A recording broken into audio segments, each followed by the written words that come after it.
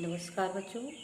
आज मैं आपके सामने आरोह पाठ्य पुस्तक के गद्य खंड से जामुन का पेड़ नामक पाठ की व्याख्या करने जा रहे हैं, जो कि कृष्ण चंद्र जी द्वारा लिखा गया है। बच्चों, मैंने अपने पहले भाग में आपको जामुन का पेड़ पाठ के बारे में बताया था कि रात को आंधी चलने से सचिवालय के पार्क में जो खड़ा जामुन का पेड़ था वह आंधी के कारण गिर गया।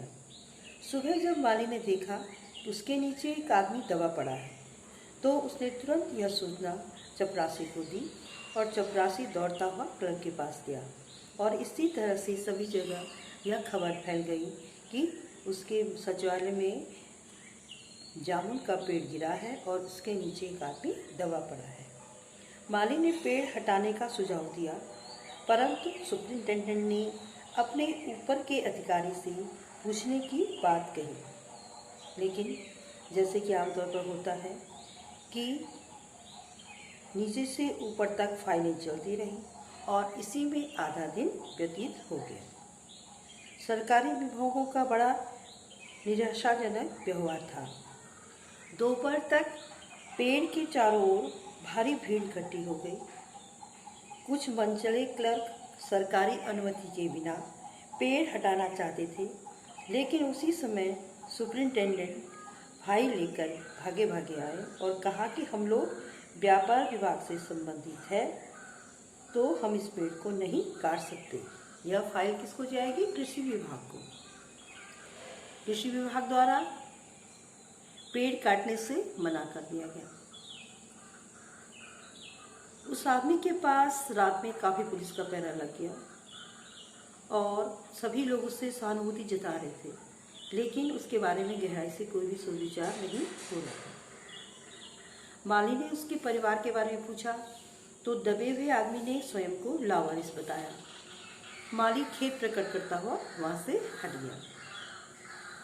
तीसरे दिन जाके हॉर्टिकल्चर विभाग से जवाब आया कि आजकल पेड़ लगाओ स्कीम जोर शोर से चल रही है, अतः जामुन के पेड़ को काटने की इजाज़त नहीं दे सकती। इस तरह से फाइलों का क्रम ऊपर से नीचे चलता रहा, लेकिन पेड़ के नीचे जो आदमी दबा पड़ा हुआ था वह वहीं था। अब क्या किया जाए? जब ऊपर से ये आ गया कि किसी फलदार को हॉर्टिकल्चर डिपार्टमेंट से जब यह आदेश आया कि हम किसी फलदार पेड़ को नहीं काट सकते, तो सभी लोग फिर सोच में पड़ गए कि अब क्या किया जाए। इस पर एक मनचले ने कहा, अगर पेड़ काटा नहीं जा सकता तो इस आदमी को ही काट कर निकाल लिया जाए। यह देखिए, उस आदमी ने इशारे से बताया, अगर इस आदमी को ठीक बीच में से यानी धड़ से काटा जाए तो आधा आदमी इधर से निकल आएगा और आधा आदमी उधर से बाहर आ जाएगा और पेड़ वहीं का वहीं रहेगा। इससे आश्चर्य की बात और कुछ नहीं हो सकती कि लोग केवल कृष्णचंद्र जी ने इसमें बहुत ही व्यंग्यात्मक रूप से कहा है कि लोग केवल पेड़ और अपने जो अब कार्यालयी कार्य है उसके ऊपर ध्यान दे रहे थे, लेकिन जो आदमी दबा पड़ा था उसकी तरफ कोई ध्यान नहीं दे रहे थे। यहाँ तक कि उस आदमी को आधे आधे भाग में काटकर निकालने का सुझाव दिया जा रहा था। आदमी ने क्या कहा? दबे हुए आदमी ने आपत्ति प्रकट करते हुए कहा, अगर इस तरह से तो मैं मर जाऊंगा। यह भी ठीक कहता है, क्लर्क बोला। आदमी को काटने वाली युक्ति प्रस्तुत करने वाले ने भरपूर विरोध किया। आप जानते नहीं हैं आजकल प्लास्टिक सर्जरी कितनी उन्नति कर चुकी है। मैं तो समझता हूँ अगर इस आदमी को बीच में से काट कर निकाल लिया जाए तो प्लास्टिक सर्जरी से धड़ के स्थान से इस आदमी को फिर से जोड़ा जा सकता है। पहले काट के फिर प्लास्टिक सर्जरी। कितना अच्छा विचार वहाँ प्रकट किया जा रहा था। इस बार फाइल को मेडिकल डिपार्टमेंट में भेज दिया गया कि अगर आदमी को काट दिया जाए तो फिर उसकी सर्जरी हो सकती है या नहीं। मेडिकल डिपार्टमेंट ने फौरन एक्शन लिया और जिस दिन फाइल उनके विभाग में पहुंची उसके दूसरे ही दिन उन्होंने अपने विभाग का सबसे योग्य प्लास्टिक सर्जन छानबीन के लिए भेज दिया। सर्जन ने दबे हुए आदमी को अच्छी तरह टटोल कर उसका स्वास्थ्य देखकर खून का दबाव देखा, नाड़ी की गति को परखा, दिल और फेफड़ों की जांच करके रिपोर्ट भेज दी। इस आदमी का प्लास्टिक ऑपरेशन तो हो सकता है और ऑपरेशन सफल भी होगा, मगर आदमी मर जाएगा। अब बताइए, ऐसे ऑपरेशन की सफलता का क्या करना जब आदमी ही मर जाएगा। इसलिए यह फैसला भी रद्द कर दिया गया।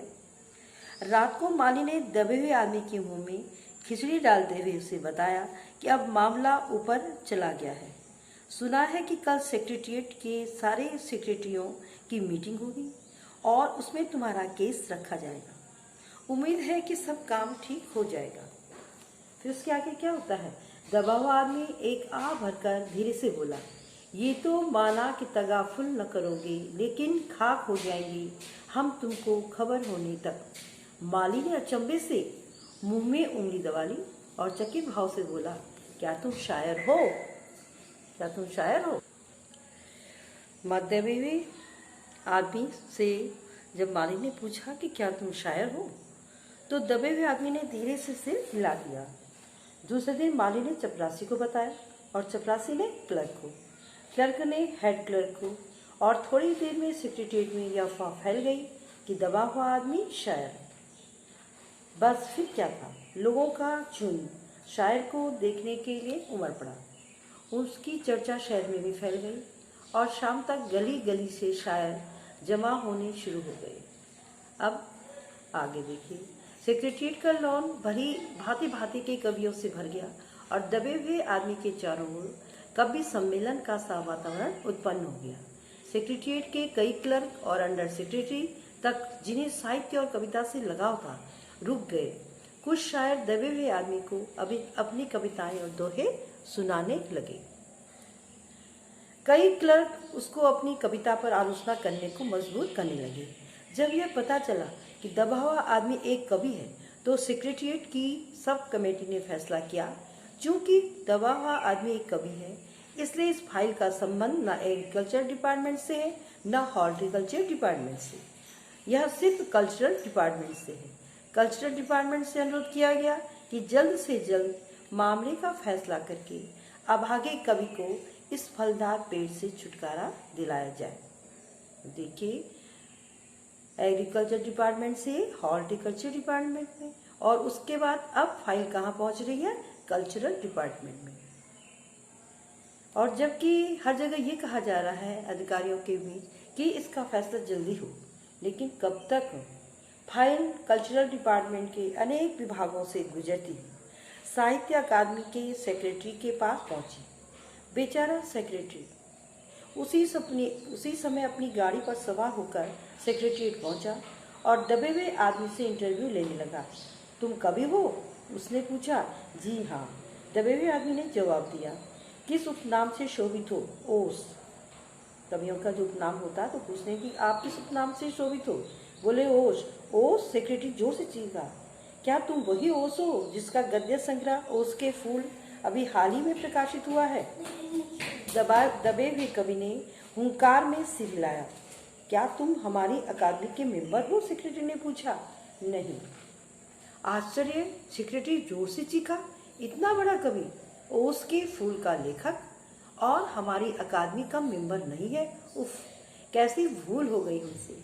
कितना बड़ा कवि और कैसी अंधेरी गुमनामी में दबा पड़ा है। गुमनामी में नहीं, एक पेड़ के नीचे दबा हूँ, कृपया मुझे इस पेड़ के नीचे से निकालिए। दबा हुआ आदमी किसी तरह से बोलता है। अभी बंदोबस्त करता हूँ, सेक्रेटरी फौरन बोला, और फौरन उसने अपने विभाग में रिपोर्ट की। आपने देखा कि किस तरह से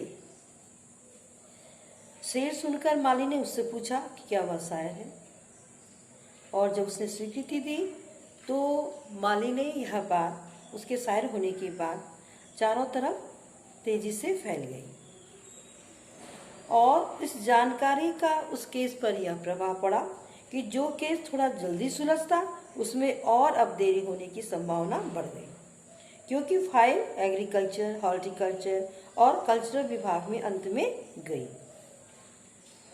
इस तरह से आगे उस आदमी के ऊपर क्या होता है। वह कहता है कि कभी क्या कहता है कि मैं अभी जीवित हूँ, कभी रुक रुक कर बोलता है मुझे जिंदा रखो। बच्चों, मैं आज अपना पाठ यहीं पे समाप्त कर रही हूँ। कल आगे के अध्याय में मैं आगे आपको पाठ की व्याख्या समझाऊंगी।